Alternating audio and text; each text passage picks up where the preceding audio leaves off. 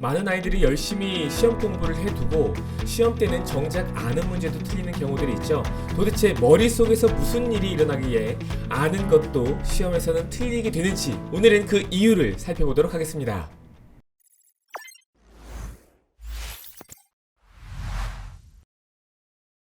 네, 안녕하세요. 학습과학 전문가 김성태입니다.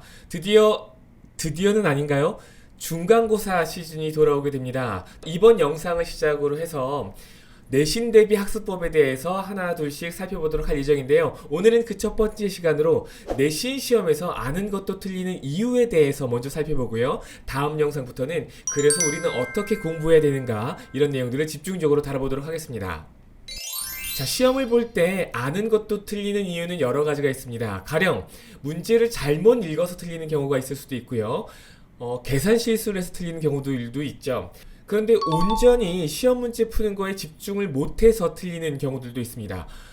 어떻게 시험 시간에 집중을 못해? 라고 생각하실 수도 있겠는데 이런 것들이 본인이 어떤 의지가 약해서가 아니라 혹은 집중력이 완전히 정말 흩어졌다라기보다는 자꾸 머릿속에서 딴 생각이 나는 거예요. 이런 것들은 심리적인 영향을 받기 때문에 자기가 하고 싶지 않아도 할 수 있는 이런 현상들이기 때문에 이런 부분에 있어서는 열심히 공부를 해놓고서도 시험에서 낭패를 볼 수 있기 때문에 우리가 아주 조심해야 되는 부분입니다. 게다가 이런 경우에는 아주 간단한 방법으로 충분히 예방할 수 있기 때문에 아는 것도 틀리는 이유들 여러 가지 중에서 오늘은 이 내용을 집중적으로 살펴보도록 하겠습니다. 자, 지금 화면에 나오고 있는 이 여류학자는 자이가르닉이라는 러시아 학자입니다. 자신의 이름을 딴 자이가르닉 이펙트라는 개념을 만들었는데요. 이 자이가르닉 이펙트, 자이가르닉 효과 같은 경우에는 미완성의 법칙으로 알려져 있습니다.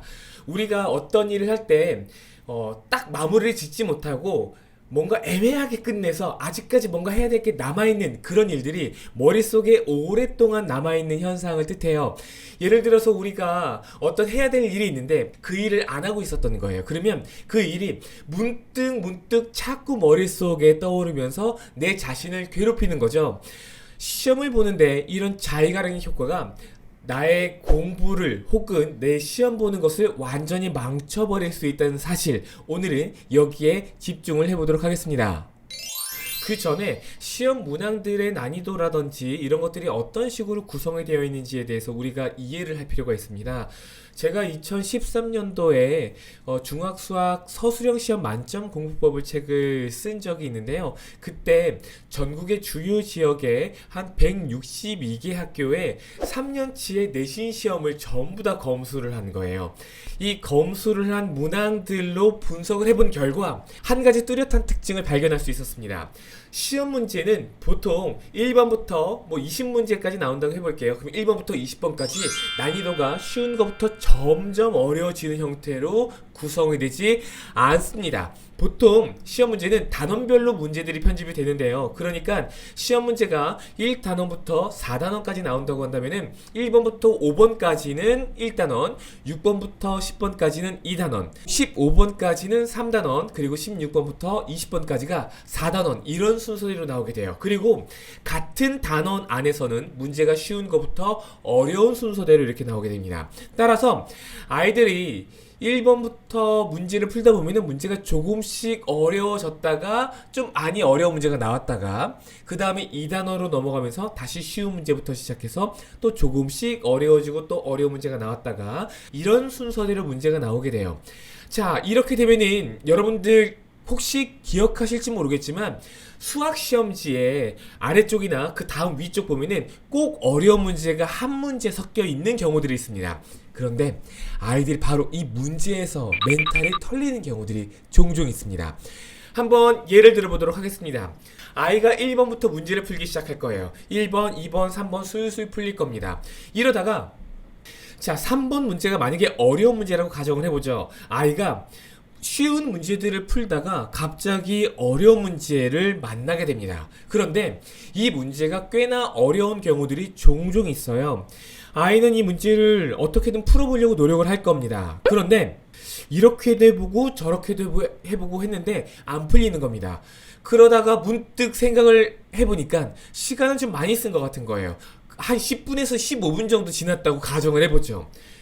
10분만 지나도 이제 세 문제 풀었는데 그 시험 시간이 거의 4분의 1 정도 지난 거잖아요. 여기에서 대부분의 아이들은 심리적으로 동요가 되기 시작합니다. 어떻게 하지? 나 이번 시험 망친 거 아니야? 보통 내가 시험 시간이 부족해서 문제가 된 경우들도 있었는데, 이런 여러 가지 생각을 하면서 갑자기 여러 가지 후회를 하기 시작해요. 어려운 거 있으면 별표 치고 넘어가라고 했는데 3번 문제 별표 치고 못 넘어가고 내가 지금 풀려고 했다가 이 시간을 이렇게 다 써버렸네? 이런 여러 가지 생각들을 하게 됩니다. 그렇지만 문제는 풀어야겠죠. 심리적으로 불안감이 생기고 시험 불안 증상이 갑자기 나타나기 시작했지만 어쨌든 4번, 5번 풀기 시작해야 될 겁니다. 다행스럽게도 4번을 풀고 5번을 푸는데 문제가 쉬워요.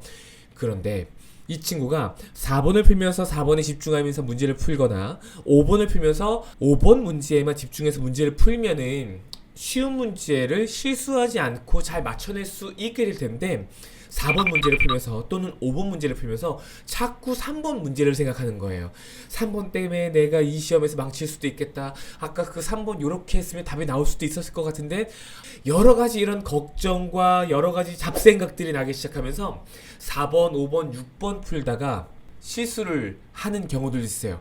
온전히 이 문제에 집중을 하고 실수하지 않도록 열심히 문제를 풀어야 되는데 그렇지 않은 상황들이 발생을 하는 거죠. 자, 이렇게 자의가르기 효과는 눈앞에 있는 문제에 집중을 하지 못하게 됨으로 해서 아는 문제도 실수로 틀리게 한다거나 혹은 조건을 놓쳐서 틀리게 한다거나 이런 상황들이 발생하게 됩니다. 이런 자의가르기 효과가 시험 성적에 부정적인 영향을 주지 않게 하기 위해서는 어려운 문제도 바로 넘어갈 수 있는 연습이 필요해요. 그리고 어머님들도 아마 아이들에게 그렇게 지도를 하셨을 수도 있고요. 선생님께서도 아이들에게 그렇게 지도를 하셨을 겁니다. 얘들아, 시험 문제를 풀다가 어려운 문제가 나오면 V 표시하고 넘어가야 돼. 문제 번호 순서는 절대로 문제 푸는 순서가 아니라는 거 명심해야 돼. 라고 이야기를 하지만 아이들은 그거를 시험 시간에 그렇게 건너뛰지 못해요. 여러 가지 이유들이 있는데 특히나 공부를 잘하거나 이번 시험에 만전을 가해서 좀 좋은 성적을 기대하는 친구들 같은 경우에는 시험 문제를 풀다가 만점을 받아야 되는데 세상에 3번, 4번에서 벌써 어려운 문제가 나온 거예요. 이 문제를 건너뛴다라고 하는 건 이 문제가 어렵다라는 걸 인정해 버린다고 아이들은 생각하는 경우가 있습니다. 따라서 이렇게 벌써 어려운 문제가 나오면 안 되는데 라고 생각을 하면서 이 문제를 이겨내려고 하는 거예요. 문제와 싸워서 지고 싶지 않은 거죠. 따라서 아이들이 이 어려운 문제가 나오면 가벼운 마음으로 넘어갈 수 있어야 되는데 그게 우리의 생각보다는 훨씬 더 어려운 일이라는 겁니다.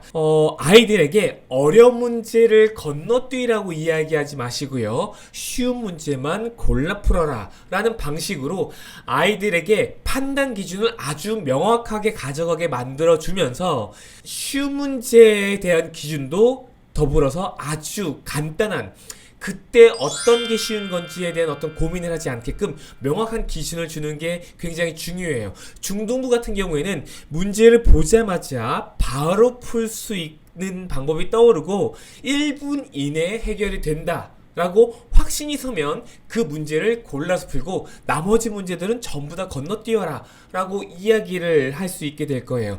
이런 것들이 아이들에게 시험을 보는 도중에 어려운 문제가 있으면 V 표시하고 넘어가라는 것보다는 훨씬 더 효과적이고, 이런 것들은 아이들이 쉽게 따라할 수 있다는 점에 대해서 이 자의가르기 효과를 충분히 예방할 수 있다는 장점이 있는 학습법이 될 수 있습니다. 자, 그렇다면 어려운 문제를 골라내거나 쉬운 문제를 골라낼 수 있는 어떤 능력들이 필요하잖아요. 이런 것들은 바로 메타인지 능력이라고 볼 수가 있겠는데, 메타인지 능력은 다른 시간에 여러분들과 이야기를 하도록 하고요. 오늘 내용은 이것으로 모두 마치도록 하겠습니다. 다음 영상에서는 시험 공부를 할 때 이렇게 하면 성적이 쭉쭉 오른다 라고 학계에서 잘 알려져 있는 아주 훌륭한 효과적인 학습 방법이 있습니다. 그 내용을 여러분들과 함께 나누도록 하겠습니다.